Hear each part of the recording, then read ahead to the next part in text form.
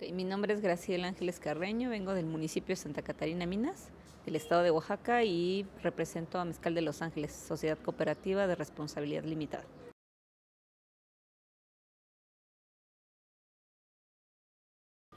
Bueno, básicamente la experiencia de la organización tiene que ver con el rescate de variedades de maguey que se ocupan en la región.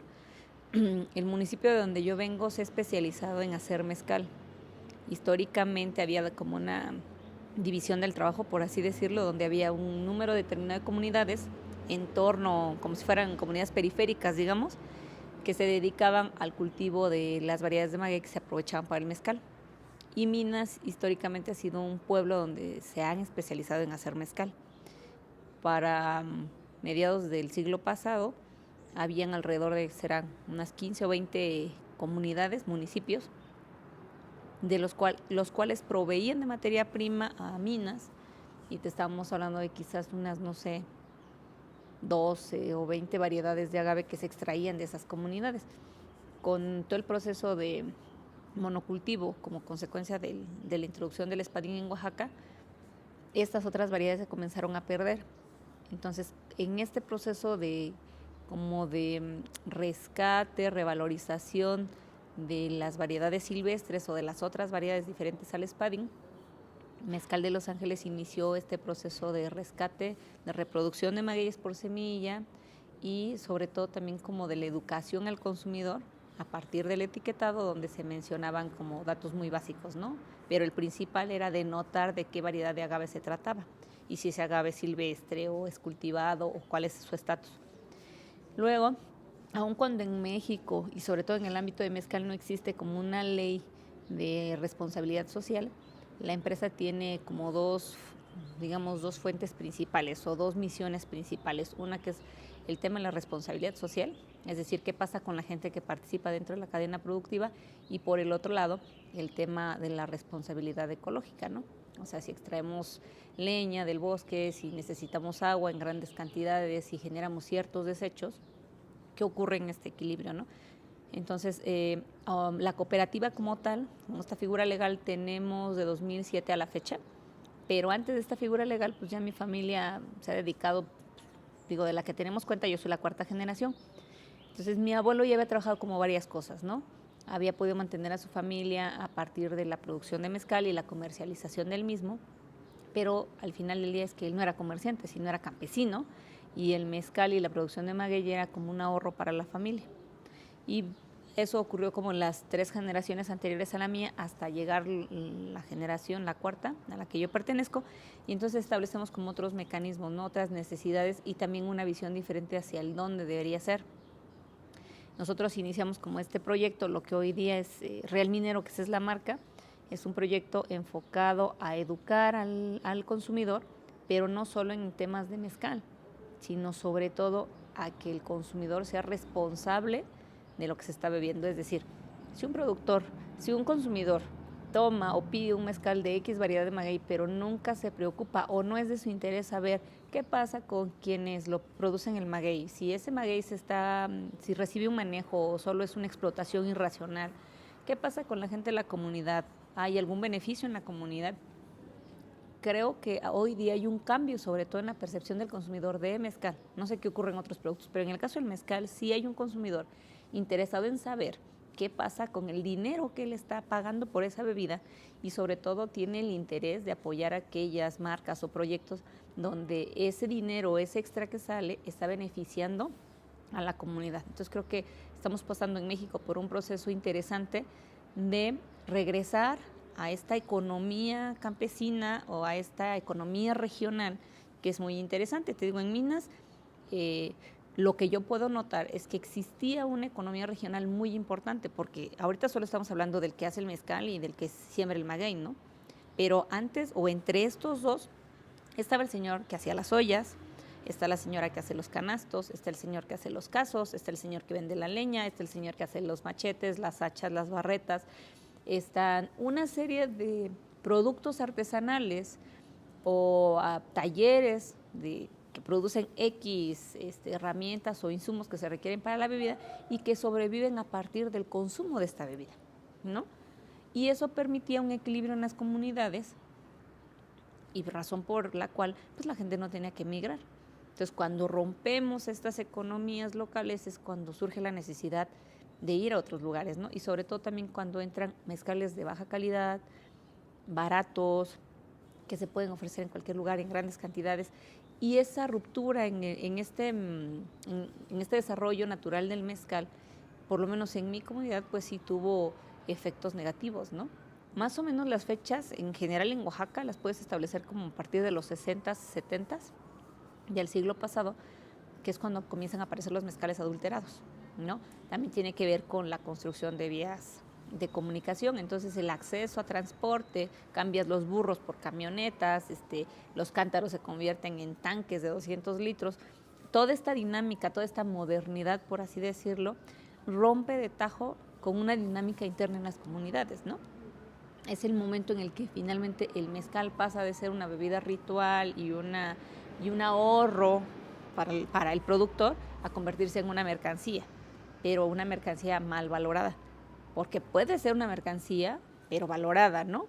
Esto es que el consumidor siga teniendo una buena calidad, el productor no esté tan preocupado por reducir sus costos, porque además ni lo saca, que es la peor parte de la historia. En realidad el productor ni sabe cuánto le cuesta hacerlo, sino vive como un poco, no sé, por inercia, por muchos factores, menos por estos factores racionales económicos, ¿no? Sin embargo, la tradición en medio de todo esto se rompió y dentro de esa tradición pues venía el tema de la agricultura y el tema de la conservación, porque digo, ahorita hablamos de conservación, pero pues lo que mi abuelo hacía era conservación, ¿no? Nada más que en ese tiempo el concepto no existía. Entonces, a lo que voy es, en nuestra experiencia como familia productora y como una propuesta a nivel regional, porque al final del día lo que estamos haciendo es una propuesta de desarrollo regional, que puede o no funcionar, puede o no gustarle a X, pueden no simpatizar con, pero al final del día está dando resultados, ¿no? Y yo creo que son positivos, porque la propuesta número 1 con la que nosotros llegamos es que si esto iba a ser una empresa familiar, no queríamos tener capital proveniente de otros lugares. No tenemos socios, capitalistas no tenemos. Entonces era hasta donde nosotros pudiéramos llegar con nuestros recursos, porque queríamos seguir siendo los dueños de nuestro destino, ¿no? 2, porque no queríamos firmar convenios de por vida, como muchos mezcaleros lo tienen. Y 3, porque además no nos queríamos ir del pueblo, ¿no? Entonces, a diferencia de las 3 generaciones anteriores, que fueron las que hicieron el cimiento para lo que hoy día somos, que ellos no fueron a la escuela, nosotros ya pudimos llegar a la universidad y eso es un cambio tangencial en todo, ¿no? Creo que la experiencia más rica para mí como hija de productores y hoy día como parte de esta tradición es que aún siendo mujer me mandaron a la escuela, ¿no? Mi papá nos mandó a la escuela para que nos quedáramos en la ciudad en un escritorio y muy monos nosotros, pero nos enseñó a querer tanto lo que hacíamos y a querer tanto nuestra tierra que finalmente hicimos todo lo contrario, ¿no? Ni nos quedamos en la ciudad, ni nos dedicamos precisamente a lo que estudiamos, sino que regresamos al pueblo y nos dedicamos a lo que él hacía, ¿no? Pero con un enfoque diferente. ¿Cuál es el enfoque diferente? Bueno, mi abuelo vendía el mezcal en su garrafa, nosotros ahora lo vendemos en botellas. Estamos tan orgullosos como el abuelo de lo que hacemos, solo que ahora sí estamos conscientes de lo que vale nuestro trabajo, ¿no? Y entonces lo podemos exponer y la gente está dispuesta a pagarlo. Pero no nada más en este rollo de tiene muy buena publicidad, sino que sí sí es una empresa que tiene la consistencia de decir, bueno, ya hacemos esto y tenemos destinado tanto para esto y hemos ido poco a poquito, ¿no? Construyendo. Entonces, pues la experiencia más rica es haber demostrado que sí se puede, ¿no? Que sí se pueden, proyectos como estos son viables, porque cuando empezamos todos se reían de nosotros, decían que no, pero bueno, lo mismo les pasó a los de orgánicos, ¿no? Ellos dicen que cuando empezaron a hacer composta les decían que eso se dedicaban a sembrar caca, ¿no? Entonces, pues nosotros, no sé qué habrán pensado los que se burlaban de nosotros, porque hace 10 años hablar de mezcales por tipo de maguey en producciones chiquititas que eran carísimos, todo el mundo te decía que estabas loco, ¿no? Porque la visión en ese momento era hacer mucho, muy barato y que estuviera en todo el mundo. Pero si algo me deja claro el mezcal es que ni es para todos, ni se puede producir a gran escala, ni va a inundar el mundo. O sea, porque justo el sentido del mezcal es que representa personas y las personas son únicas y lo que hacen es único.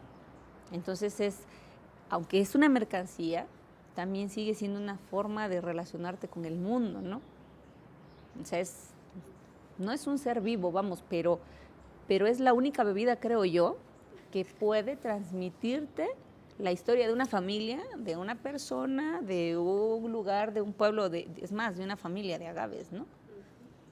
Entonces, pues es que, ¿qué te digo? Pues es lo mejor que te pudo haber pasado en la vida, ¿no? Y además es que ni siquiera lo seleccioné. A mí me tocó estar aquí y yo decidí quedarme aquí. Y eso muy poca gente puede hacerlo en este país. Pues al final del día es que yo decía hace un momento en una de las pláticas, ¿no? En esta industria, en las condiciones en las que estamos, porque al final del día representamos una parte de los marginados del país, ¿no? O sea, no somos empresas de capital, ¿no? Somos empresas de capital cultural, no capital económico.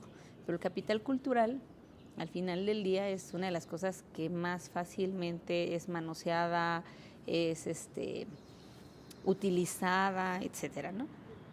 Pero como responsables de esa tradición, pues también tienes que aprender a ser creativo. Aquí el tema de la sobrevivencia del mezcal ha tenido que ver con la creatividad de la gente, ¿no? Esto es, en la época en la que era perseguido, la creatividad del abuelo fue negociar con la abuela y que la que salía a venderlo era mi abuela, porque era mujer, porque no la revisaban. Pero bueno, y si no hubieran existido esas mujeres, el mezcal no existiría. Entonces, el mezcal siempre te lleva a personas, porque son actores, los que desarrollan la historia son actores, ¿sí? Entonces, el maguey es importante, pero el maguey no existiría si no existiera el ser humano, ¿no? Es una simbiosis entre el ser humano tampoco habría podido vivir si no hubiera podido domesticar las plantas y bla, bla, bla. Pero esas plantas tampoco hoy día podrían sobrevivir si no estamos nosotros. Entonces, como hay una relación intrínseca entre uno y otro para la sobrevivencia de ambos, en lo que estamos entonces que necesitamos como entender el papel histórico que tienes o que te toca, ¿no? Y creo que eso es un poco, pues gran parte de lo que mi generación ha hecho es eso. No sé qué tan conscientes hemos estado de ello, ¿no? Pero lo que sí me queda claro es que la hemos asumido, ¿no? Digo, porque cuando empezamos es el mezcal minero, ¿no? Pero ¿qué es el mezcal minero? ¿Cuántos están entendiendo la responsabilidad histórica? Muy pocos. Pero de esos pocos, o sea, mis hijos y mis nietos tienen lo que yo estoy como deteniendo, ¿no? Porque si no, entonces hubiera terminado ahí.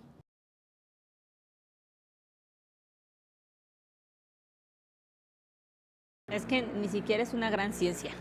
O sea, hacemos exactamente lo mismo que hacía mi bisabuelo, solo que ahora todo está techado, tiene pisos, es un espacio digno, seguro y agradable, ¿no? Porque hacer mezcal implica toda tu vida. O sea, no es como tu oficina que estás 8 horas al día y te vas, ¿no? Ahí estás, puedes estar día y noche dentro de un palenque, ¿no? Independientemente de si hace sol, está lloviendo o hace calor, ahí está tu vida y el maíz representa tus esperanzas, ¿no? Entonces, cuando nosotros retomamos esto, lo único que hicimos fue poner en papel, o sea, la etiqueta, lo que hacíamos. ¿Cómo lo hacemos? En un horno de tierra cocinamos el maguey, molemos el maguey ya cocido, lo podemos moler en canoa de piedra con mazos o con una desgarradora eléctrica, lo fermentamos en tinas de madera, lo destilamos en ollas de barro, lleva 2 destilaciones, lo ajustamos con puntas y colas, pero aparte de eso, ¿cuál es el extra? El que le decimos al consumidor de qué maguey es. Y como nosotros somos los que seguimos, o sea, hacemos lo mismo que hacía el abuelo, pero también seguimos experimentando con cosas, no con ingredientes, sino, bueno, y si ahora mezcláramos este maguey con este otro, ¿qué saldría? Pues no sé, pero vamos a hacerlo, ¿no? Podemos, es como entre nuestro pequeño laboratorio, entre esos pequeños gustos que te puedes dar en la vida, tiene su parte lúdica el mezcal, ¿no? No es como toda así la formalidad y el señor hablando. No, el mezcal realmente es como un vínculo que transmite emociones entre los seres humanos. Yo creo que es lo que más me ha gustado de lo que hago, ¿no? porque a través del mezcal conoces personas, pero no las conoces como por fuera, sino por dentro, ¿no? Porque conforme tú comienzas a tomar mezcal y conforme esas partes de tu ser se van abriendo, llegas a conocer a alguien por dentro, ¿no? Y puedes conocer cosas que te gustan o cosas que aborreces. Pero es un medio para llegar al otro. Y entonces, ¿qué es lo fantástico, diferente o no sé qué hacemos? Pues en realidad nada, solo que ahora lo decimos. Y es lo mismo que hacen todos los pequeños productores. Hacemos lo mismo de toda la vida, solo que ahora les compartimos a los demás el cómo lo hacemos, ¿sí? Y quizás en este caso es, a diferencia de muchas marcas que pueden existir en el mercado, es que quien te cuenta la historia es quien construye la historia, ¿no? No es como solamente quien pega la etiqueta. Y yo creo que ese podría ser hoy día como una de las ventajas cualitativas más importantes que tenemos, ¿no? Que pudimos, o sea, que soportamos la parte más difícil, ¿no? Cuando tenías que agarrar tus botellas y salir y decirle a tus cuates, oigan, ayúdeme con esto porque ya no puedo, y andabas como hormiguita. O sea, mi abuelo salía a vender cántaros, ¿no? Yo no llevaba cántaros, yo llevaba botellas, yo llevaba cajas. Lo mismo que hacía mi bisabuela, lo mismo hice yo, pero en otra época, ¿no? Mi abuela lo hizo de 1920 a 1960. Mi abuela fue mezcalillera por 40 años, ¿no? Yo soy mezcalillera desde los 20 y algo, ¿no? Pero yo llevaba botellas y era exactamente lo mismo. Y vas conociendo gente, la gente conoce el proyecto, le gusta, lo apoya, te dan ideas y lo vas construyendo. Entonces, realmente es que no estamos haciendo nada nuevo, solo que estamos en un momento diferente, donde hacer las cosas con tradición, hacer las cosas con corazón, hacer las cosas con sentido, se le da un valor diferente, ¿no? Pero eso es todo. Y bueno, y creo que la diferencia principal es que ahora lo podemos compartir con más personas, ¿no? Porque en la época de mis bisabuelos, pues solo se consumía en el pueblo y en el pueblo vecino y ahí quedaba todo, ¿no? Pero hoy día, pues es como, pues tener la oportunidad de llegar a más lugares y poder contar lo que hizo tu bisabuelo o tu bisabuela sin aspiraciones a que tengan un monumento o algo así, ¿no?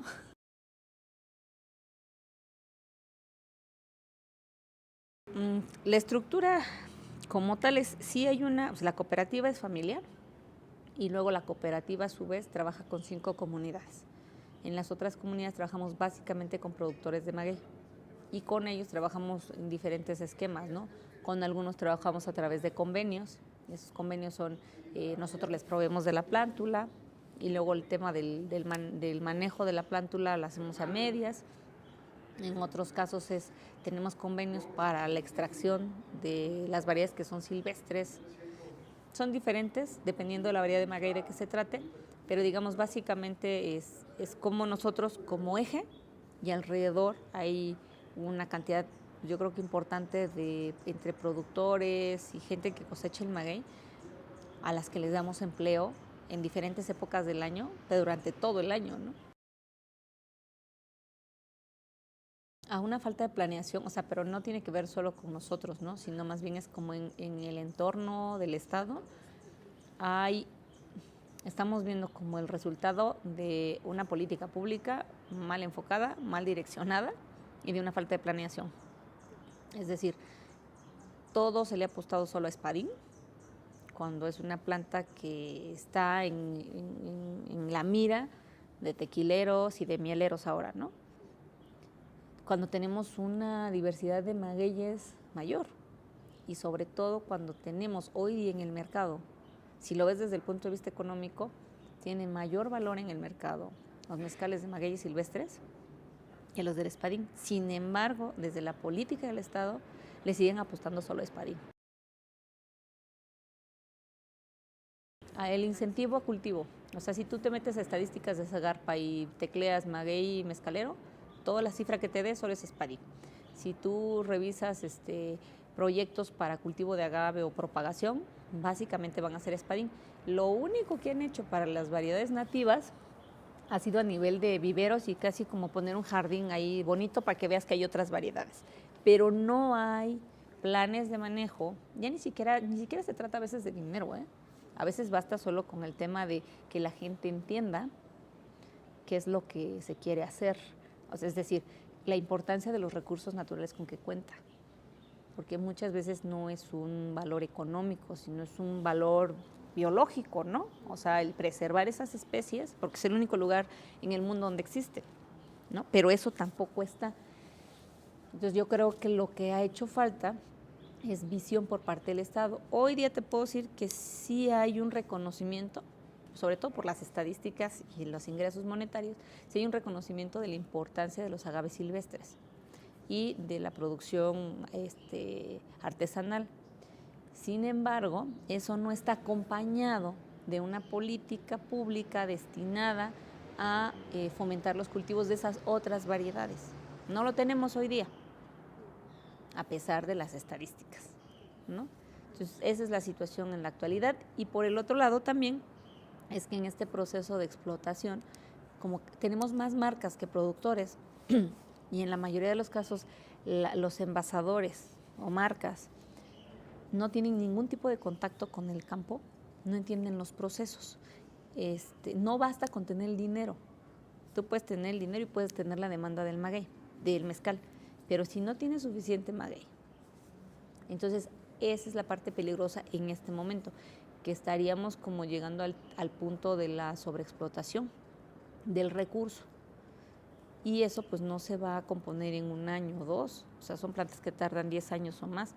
Entonces, como no estamos preparados para el futuro y en este presente tenemos una demanda importante de esas variedades, estamos como en el filo de la navaja, ¿no? Y podríamos matar a la gallina de los huevos de oro. Y nuevamente el productor tampoco no está consciente de lo que está ocurriendo porque está viendo el ahora, ¿no? Tenemos como una falta de visión a largo plazo y eso sería, creo que, el punto más peligroso en este momento para Oaxaca. A nivel nacional no, porque tienen menos variedades. O sea, digo, Michoacán con lo que está haciendo no creo que tenga problemas, Guerrero mucho menos, San Luis Potosí, digo, si consideras la extensión y la cantidad de fábricas que tienen, bueno, de risa, ¿no? Oaxaca, o sea, tú ves la cantidad de marcas que hay y yo creo que por lo menos el 90% de las marcas son oaxaqueñas. Y de ese 90%, que sería un 100 para Oaxaca, por lo menos el 90% son de España. Y el 10% restante son todas las variedades. Pero son plantas que no se cultivan. Entonces sí te puede poner en riesgo las especies, claro, pero ni siquiera tenemos estadísticas de eso, ¿no? No sabemos cuántas están extrayendo cada año, no sabemos cuántas tenemos en existencia, no sabemos de qué edades, no sabemos dónde están. Es como un poco estar a ciegas, ¿no?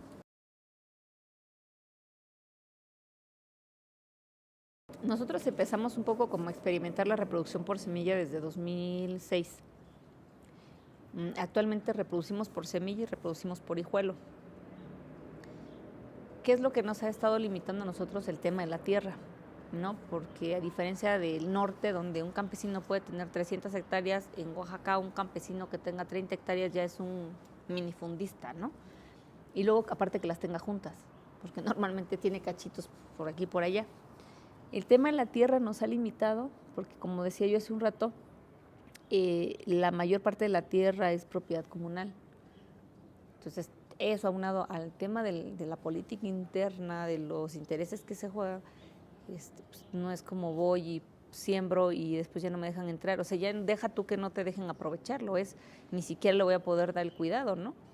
Porque cuando cambie la autoridad, pues ya decir estos qué son, qué vienen a hacer aquí, es un tema complicado, el sembrar en la propiedad comunal. Entonces, realmente lo único viable es trabajarlo en pequeña propiedad.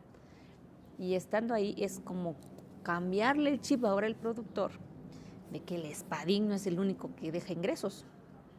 Pero hasta que no lo vea, no lo va a entender. Entonces, nosotros por donde empezamos fue primero como esta etapa de sensibilización, de que ellos vean que si le das manejo al maguey, crece más rápido y es de mayor talla y entonces te da más dinero. Y ahora decirles, bueno, ¿qué le parece? Si ya usted ya tenía espadín, ya vio cómo funciona, ahora vamos a meter otras variedades. Con la certeza de que todo lo que usted siembre, yo se lo voy a comprar. no gusta que andar buscando quién se lo compre. Y además ya hay un precio que le da cierta certeza, ¿no? De que no va a perder, independientemente del precio del mercado. Pero esto te lleva años, o sea, te estoy hablando que es la segunda fase, pero mi familia tiene trabajando con esas otras familias más de 20 años, ¿no? Entonces no es, el proceso de cambio no es rápido y tiene que ver básicamente con las nuevas generaciones. Y entonces a mí ahora me toca hablar o con los productores más jóvenes o con los hijos de estos, ¿no? Y quizás con los papás trabajo muy bien, o no sé con los hijos cómo va a ser. Entonces viene todo un momento de sensibilización, de replanteamiento, de bla, bla, bla. Pero bueno, esas han sido las actividades que hemos hecho, porque digo, no solo es si reproducimos por semilla o por hijuelo, es qué otras cosas estás haciendo, porque nuevamente la existencia de esos magueyes va a depender de que la gente los quiera sembrar y luego que los quiera cuidar, ¿no?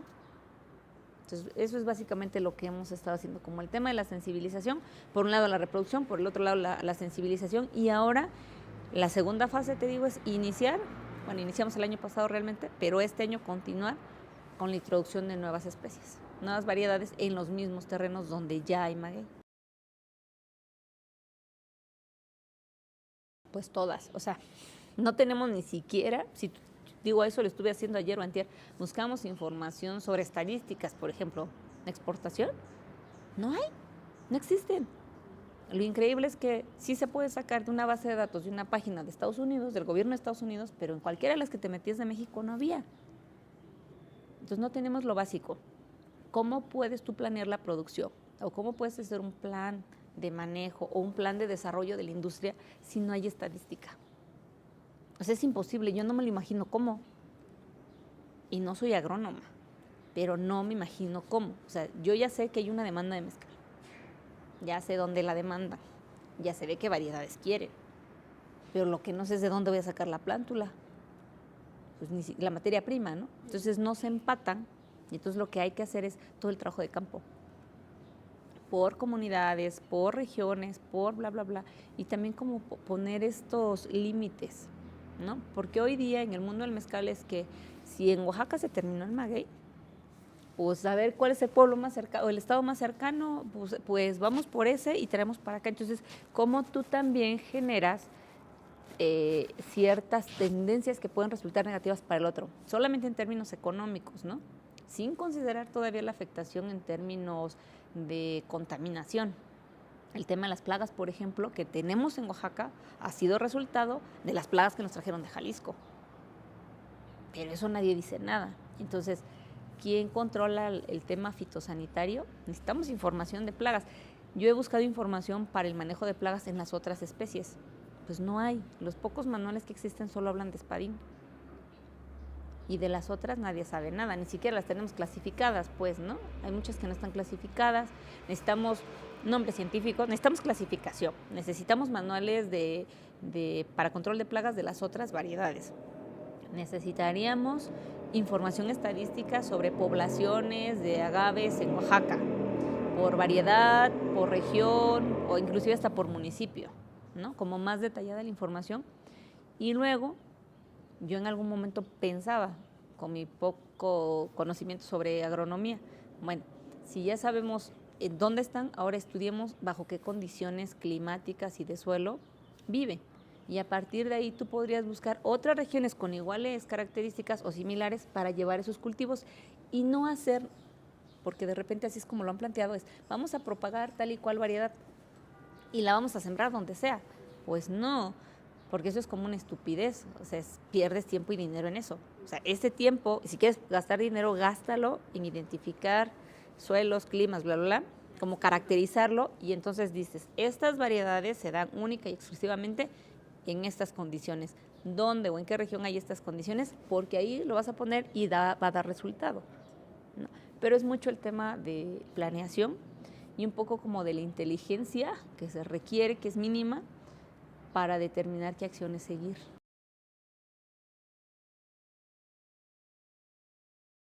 Mira, las universidades tienen mucho que aportar y hay universidades involucradas. El punto es que una universidad representa también una ideología, ¿no? Entonces, el problema es que la que ahorita tenemos metida, desde mi perspectiva, no se corresponde ni con la filosofía ni con los intereses de los pequeños productores.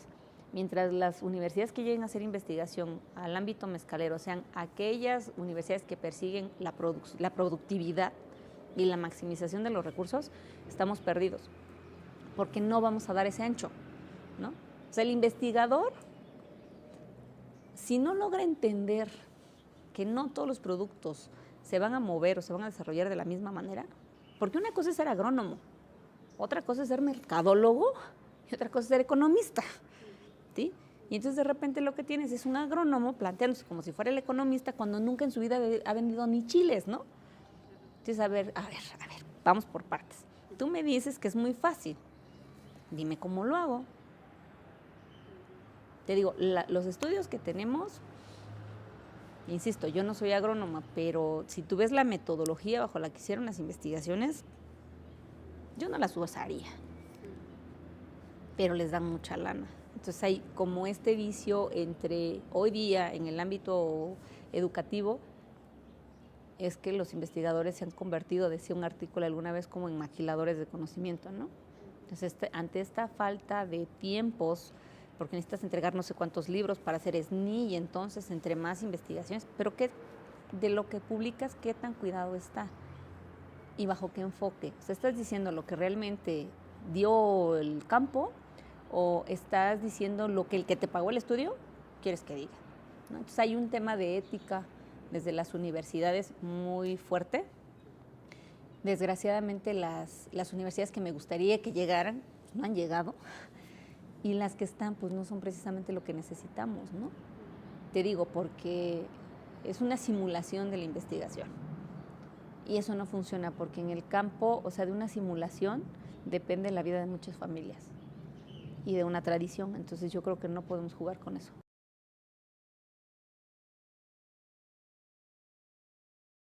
Mira, pues es que ni siquiera habría que pensarlo mucho. O sea, solo ves las consecuencias de una y los beneficios del otro y son abismalmente opuestos, ¿no? Yo creo más bien, más que qué opino de estos, yo lo que considero es que debemos regresar a los cultivos agroecológicos, a los cultivos donde había un equilibrio, ¿sí? Porque tapizar el suelo de maguey ni te va a dar mejor rendimiento, ni te va a dar dinero más rápido, y lo que sí es que vas a comer, ¿no? Yo hablaba como que a partir del maguey, el tema de la soberanía, ¿no? La soberanía alimentaria se puede plantear desde el tema del maguey. ¿Por qué? Porque sembrando maguey y con cultivos asociados, tú puedes recibir comida para ti y alimentas la tierra, ¿no? Pero entonces en esta necesidad de solo maguey y luego con el dinero que obtenga compro lo demás, pues no precisamente. Sí podría pensar que en la cadena productiva habremos quienes por tiempo nos podamos poner a sembrar maíz y frijol, pero esa no es nuestra función en la cadena. Nuestra función en la cadena es procesar esa materia prima que tienen, y con ese dinero que se genere de esa actividad vas a beneficiar a otros y vas a generar una economía para que estos puedan tener dinero para comprarle a aquellos que siguen produciendo, ¿no? Digo, es muy bonito y sería muy loable que todos pudiéramos tener en nuestra casa nuestra milpa. Yo en mi casa tengo un pedazo de tierra, estoy tratando de hacer mi composta y nunca tengo tiempo, ¿no? Entonces voy a ser honesta, no puedo, pero sí puedo hacer otra cosa. Y eso que yo hago va a incidir para que los que tienen el tiempo, las ganas y el conocimiento sigan haciendo lo que les gusta en mejores condiciones y siga rodando la piedra, ¿no? Este es el punto, cómo sigue rodando la piedra, y yo creo que a partir de estos sistemas tradicionales de cultivo lo podemos hacer, porque hay muchas más cosas que podemos obtener del bosque o del campo de las que creemos.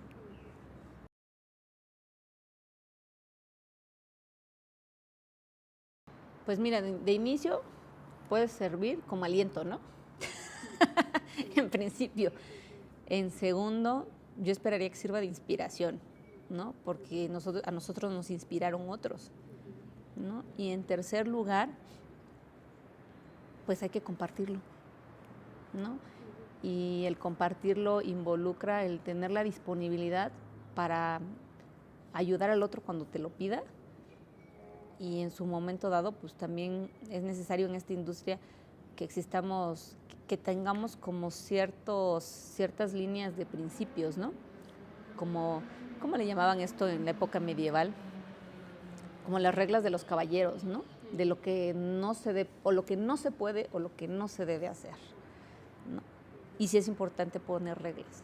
Sí, y que estén y tienen que estar amarradas y tenemos que regularnos entre nosotros. O sea, no necesitamos que venga alguien de fuera a decirnos que estamos mal, porque nosotros lo sabemos y nosotros podemos poner los puntos sobre las íes, ¿no? Yo creo que eso es, en principio es eso, ¿no?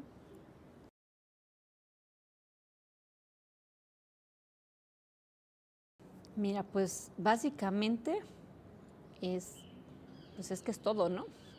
Porque hay cosas que yo no sé o que no sabemos en lo que ahorita estamos intentando hacer, que es la segunda fase, que es lo del maguey. Y básicamente toda la mañana de hoy de lo que hemos hablado es de eso, ¿no? Entonces, pues yo soy como una esponjita ahorita, ¿no? Eso, pero también yo tengo cosas que compartirles, que es la fase a la que ellos no han llegado, ¿no? Entonces, como de ida y vuelta. Pues nada, que me parece, o sea, la reunión de hoy es como la idea que nosotros teníamos desde hace como 10 años, pero creo que las cosas que valen la pena tardan en llegar, ¿no?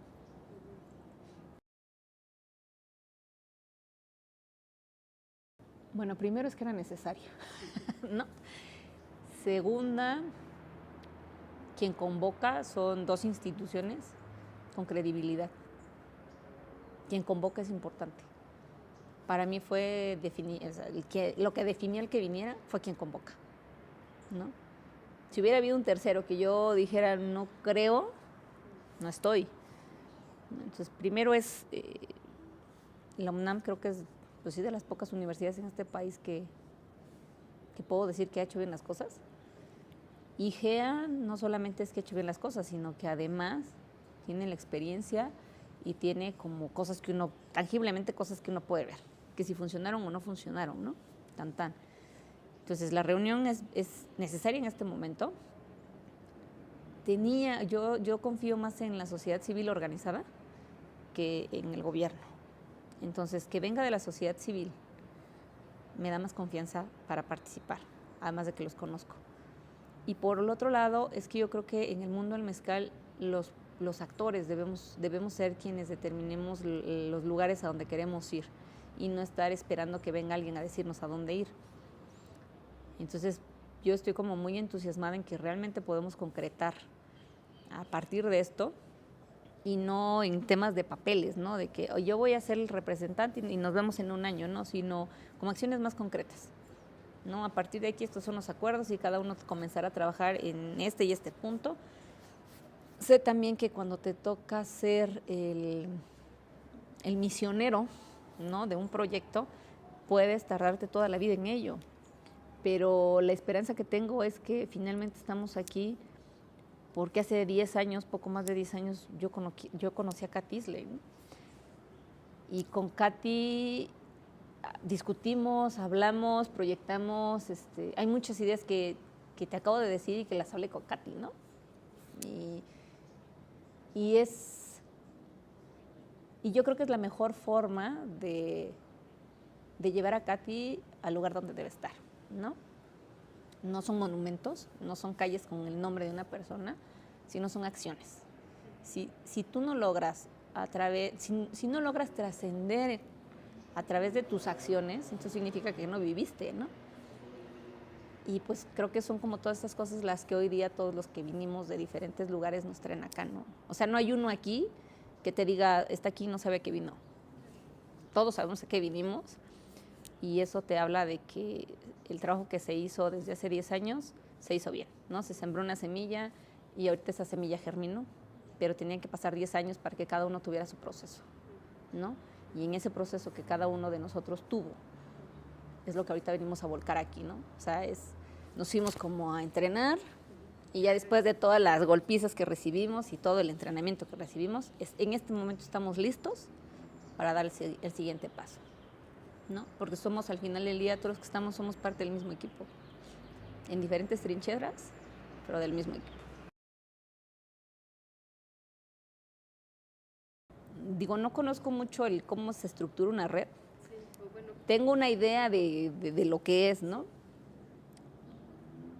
No sé, no estaría segura si es como la figura que ahorita necesitaríamos, pero pues es una propuesta original, podría transformarse en otra cosa, pero la figura que tome al final del día es que necesitamos estar comunicados, necesitamos estar desarrollando proyectos bajo la misma línea en diferentes lugares, porque ahorita lo que hemos visto es que cada uno está haciendo cosas, ¿no?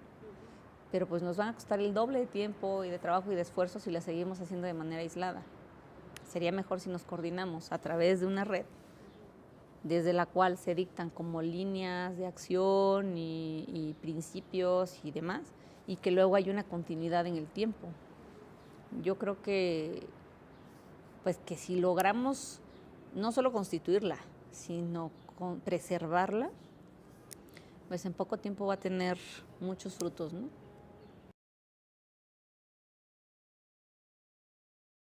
También estamos preparando el siguiente ataque. Sí, en Oaxaca nosotros tenemos otro proyecto, no es precisamente desde esto, sino es desde lo académico. Y yo creo que lo que ha faltado en la industria es justo involucrar a estos académicos comprometidos, ¿no? Necesitamos, siempre lo hablamos con Katy, con Cornelio, con otros que ahora están allá adentro, uno tiene que asumir posiciones. Y este es un momento en el que necesitamos asumir posiciones, y creo que la red podría llegar a hacer eso, ¿no?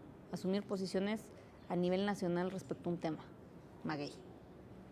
Entonces es valioso, pero además no es nada más lo que yo quiero, ¿no? Sino lo que está comprobado científicamente que se necesita hacer.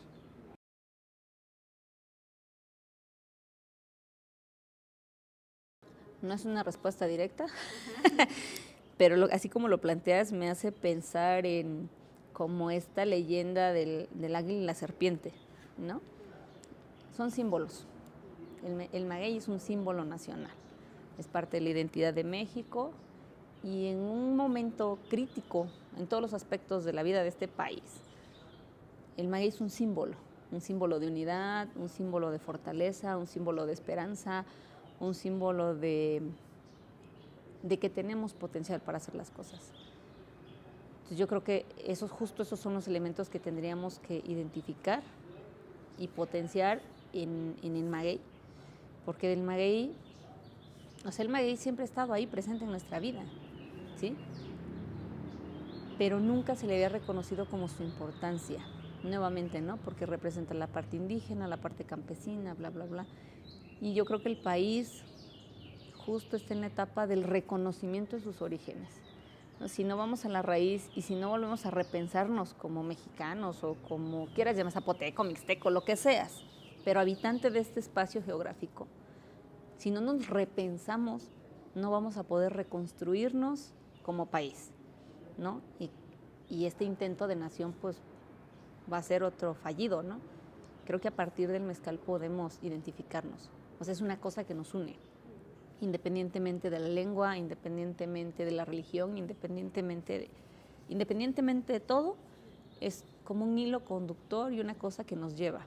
Y lo creo porque, nuevamente, a la gente que conozco es como vamos, venimos, pero siempre regresamos al punto, ¿no? El punto es el maguey, porque a partir de ahí nace todo lo demás. Entonces yo creo que, pues lo quiero ver como eso, como un símbolo, ¿no? Porque inclusive en tu vida cotidiana es cuando la cosa está tan fea, o sea, regresas a eso, ¿no? Porque es lo que te da la paz. Pues nada, yo esperaría en la siguiente reunión ver a más productores. Me gustaría ver más a las caras que vi hace varios años atrás. Me gustaría saber qué pasó, ¿no? Porque tenemos una responsabilidad. Pues esto no es de hoy estoy aquí y luego vengo según se acomode, si me conviene o no. No es un espacio político, es un espacio de la sociedad civil. Me gustaría ver más académicos también, porque yo creo que sí hay más académicos en el país comprometidos. Me gustaría ver menos políticos. Y sí me gustaría ver más como a la sociedad civil, ¿no? Creo que ese es el futuro. Por lo menos de este proyecto tiene que estar en la sociedad civil.